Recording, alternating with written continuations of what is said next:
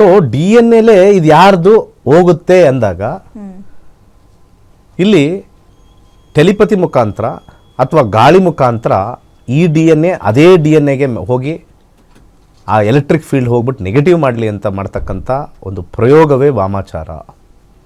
ಅರ್ಥ ಮಾಡ್ಕೋಬೇಕು. ವಾಮಾಚಾರ ಅಂತಂದರೆ ಸುಮ್ಮನೆ ಒಂದು ನಿಂಬೆಹಣ್ಣು ಇಟ್ಟರು ಕಳ್ವಾಮಾಚಾರಗಳು ಇರ್ತಾರೆ. ಸುಮ್ಮನೆ ಒಂದಷ್ಟು ಬುರುಡೆ ಇಟ್ಬಿಟ್ಟಿರ್ತಾರೆ. ಈಗ ಬುರುಡೆ ಅಂದರೆ ಭಯ ಅಲ್ವಾ ಎಲ್ಲರಿಗೂ. ಆಮೇಲೆ ಸ್ಮಶಾನದಲ್ಲಿ ಹೋಗಿ ಮಾಡೋವಂಥದ್ದು. ಆಯಿತು, ಸ್ಮಶಾನದಲ್ಲಿ ಯಾಕೆ ಮಾಡ್ತಾರೆ?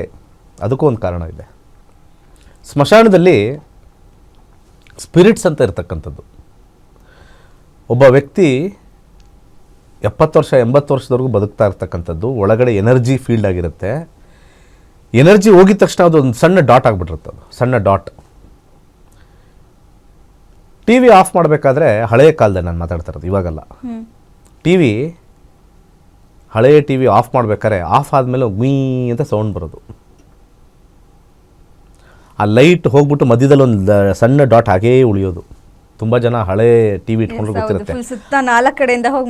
ಮಿಡಲಲ್ಲಿ ಹೋಗಿ ಆಫ್ ಆಗೋದು. ಆ ಮಿಡಲಲ್ಲಿ ಒಂದು ಲೈಟ್ ಹಂಗೇ ಇರೋದು. ಏನು ಎಷ್ಟೊತ್ತಾದ್ರೆ ಆ ಲೈಟ್ ಹೋಗಿಲ್ವಲ್ಲ, ಆ ಎನರ್ಜಿ ಸ್ವಲ್ಪ ಆದರೂ ಅಲ್ಲಿ ಉಳಿದಿರುತ್ತೆ.